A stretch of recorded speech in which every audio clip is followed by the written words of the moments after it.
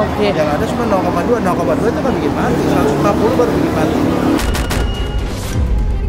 Halo Bapak Jokowi, Presiden RI yang dicintai rakyat. Halo Bapak Menteri Hukum dan HAM. Halo Bapak Wakil Menteri Hukum dan HAM. Sudah meluas perdebatan tentang kasus Jessica Kopi Cyanida. Sudah meluas di seluruh rakyat Indonesia. Dan Bapak-Bapak sebagai pemimpin harus segera memberikan perhatian.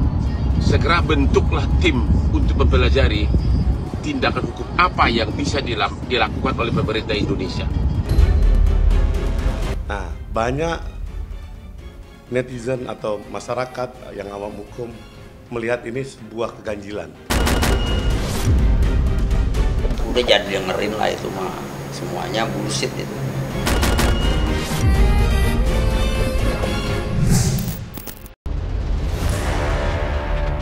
Buntut film dokumenter Ice Cold yang diproduksi Netflix yang kini sedang viral membuat terdakwa kasus kopi cyanida Jessica Kumala Wongso kembali dibicarakan di tengah masyarakat luas. Pro dan kontra pun tidak terhindarkan. Terlebih dengan munculnya ayah mendiang Mirna Salihin, yakni Edi Darmawan Salihin, di beberapa podcast yang memberi kesaksian baru terkait kematian putrinya itu sukses membuat heboh. Bagaimana tidak, Edi Darmawan seperti tanpa ragu sedikit pun menunjukkan barang bukti baru yang tidak pernah ditampilkan, bahkan pada saat jalannya persidangan 7 tahun silam.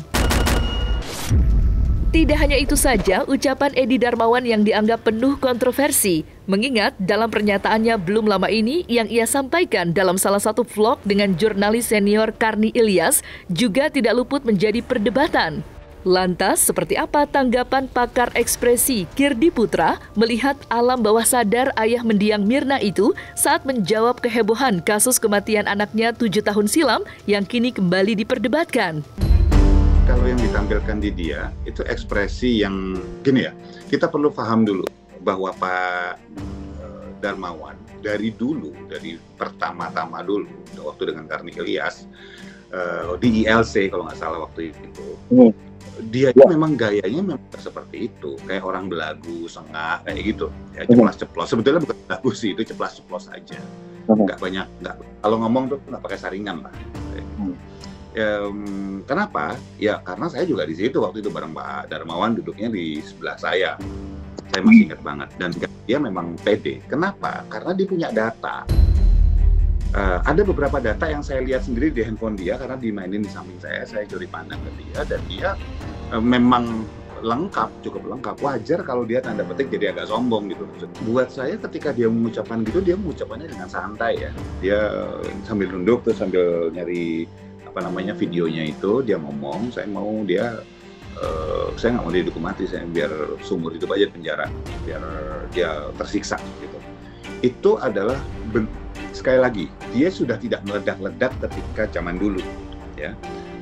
Buat saya yang terjadi saat ini adalah kondisi dia sudah lebih tenang, tetapi bahwa dia masih tetap memegang prinsip dia, karena wajahnya datar, cenderung datar sebetulnya. Wajahnya cenderung datar ketika ngomong kayak gitu, tetapi dia tetap kejar terus, kasih tunjuk bukti-buktinya bahwa dia benar. Jadi buat saya ketika dia tampilkan itu, ya bisa jadi itu harusnya nggak ditampilkan gitu ya sebetulnya. Kenapa? Kan artinya menyembunyikan bukti sebetulnya. Bukti apa ya? Bukti orang juga udah masuk penjara kan. Tetapi bahwa kalau itu ditampilkan dan itu benar, misalnya ada uji gitu ya, uji video kan tetap harus diuji oleh telematika misalnya. Kalau itu benar ya posisi itu cukup, menurut saya cukup menjelaskan bahwa Jessica memang pelakunya sih. Buat saya Pak Edi ini kayak orang yang naga yang lagi tidur terus dibangunin gitu. Kenapa? Udah tenang-tenang, mereka merasa keluarga mungkin ya, saya nggak tahu pasti, sudah memperoleh keadilan dengan dihukumnya pelaku misalnya sesuai keputusan pengadilan. Tapi tiba-tiba ada yang cawe-cawe lagi nih, ya, ada yang lewat film kemudian masuk ke ranah yang sifatnya basisnya benar-benar hampir semua opini.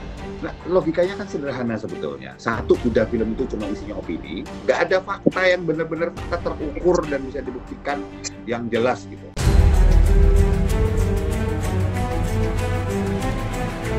Terlepas dari pernyataan Edi Darmawan yang menuai pro dan kontra di halayak publik, ada satu fakta yang juga tak kalah menghebohkannya yang datang dari ahli forensik kenamaan dari Universitas Indonesia, yakni Dr. Jaya Surya Atmaja. Peneliti senior Universitas Indonesia itu memberikan kesaksian jika jenazah Mirna tidak diotopsi dan tidak terindikasi racun sianida, sebagaimana yang ramai dibicarakan saat ini. Dalam pengakuannya baru-baru ini di sejumlah media, ahli forensik asal UI itu mempertanyakan prosedur investigasi kala itu. Lantaran dirinya lah yang ikut memeriksa jenazah mendiang Mirna. Atas dasar itulah, peneliti senior yang juga seorang dosen dari UI itu mempertanyakan keputusan pengadilan yang harus ditanggung oleh Jessica Wongso. Lantas benarkah proses peradilan pada Jessica Wongso pada 7 tahun silam itu penuh dengan kejanggalan? Seperti apa pula pakar hukum menilai dugaan tersebut? Sampai kapanpun saya akan ngomong. Karena itu memang yang seperti itu, nggak mematikan.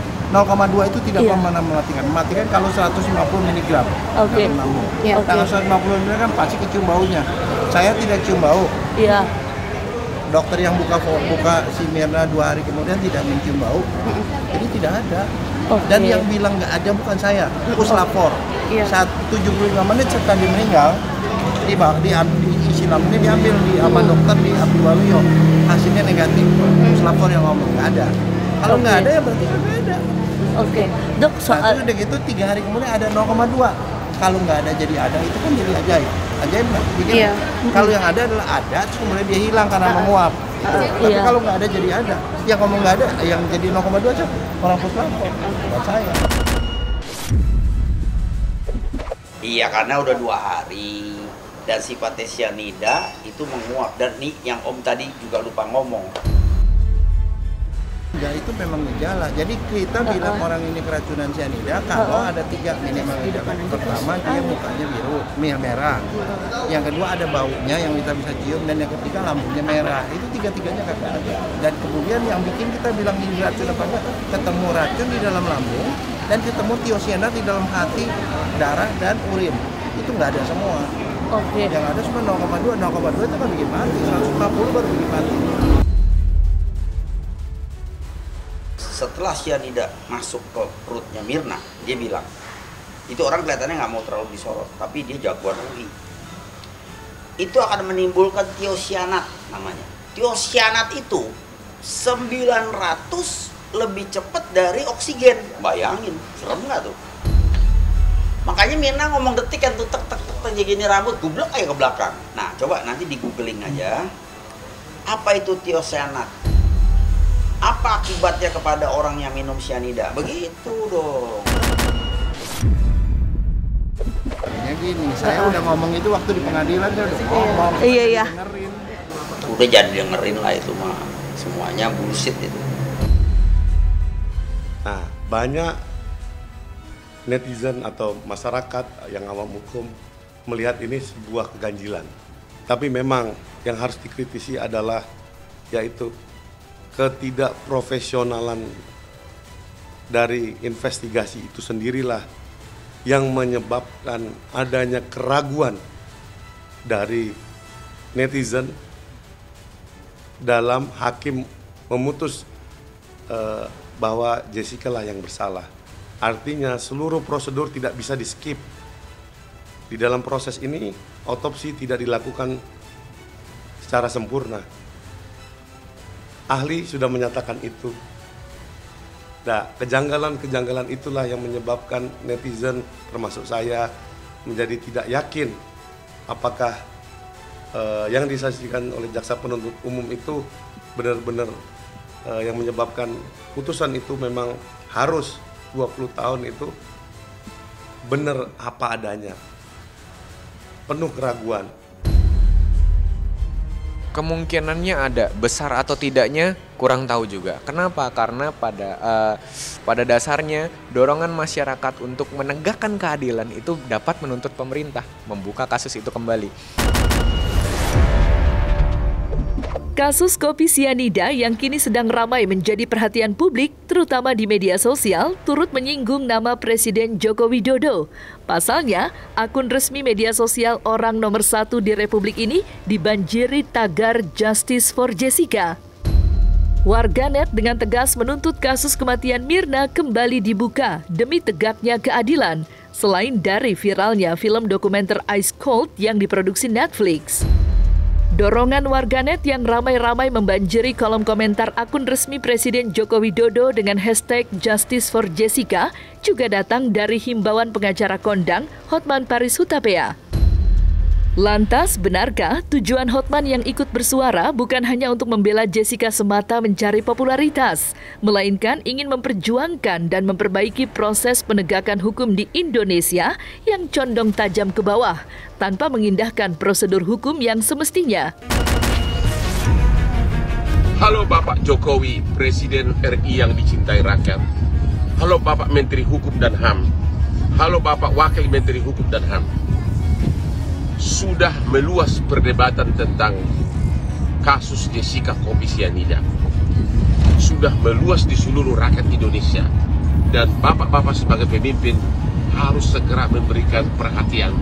Segera bentuklah tim untuk mempelajari tindakan hukum apa yang bisa dilakukan oleh pemerintah Indonesia. Kenapa Hotman selalu posting masalah Jessica?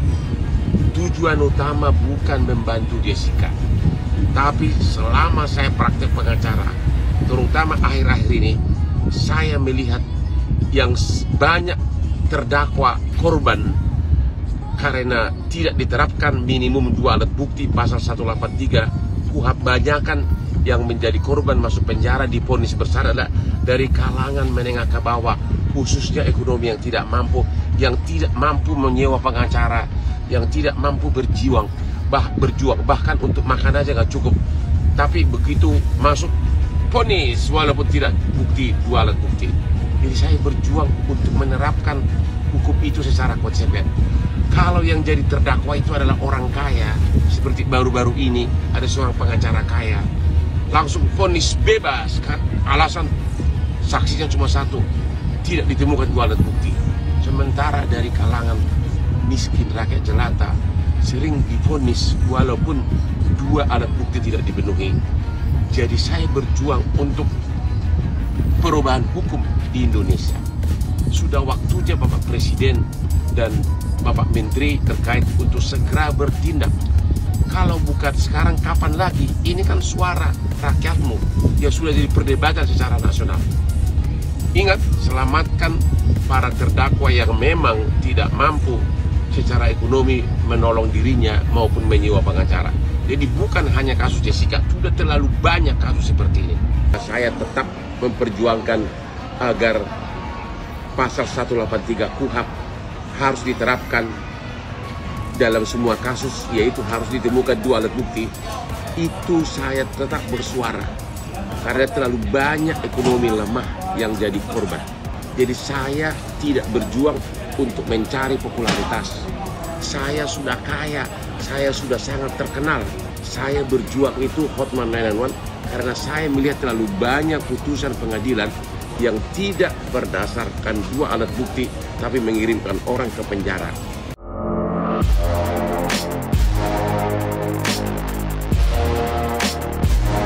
Nah, selesai sudah Cumi Lovers. Saksikan terus Cumi Camp In-Depth, kabar lengkap, mendalam, dan akurat dari narasumber terpercaya.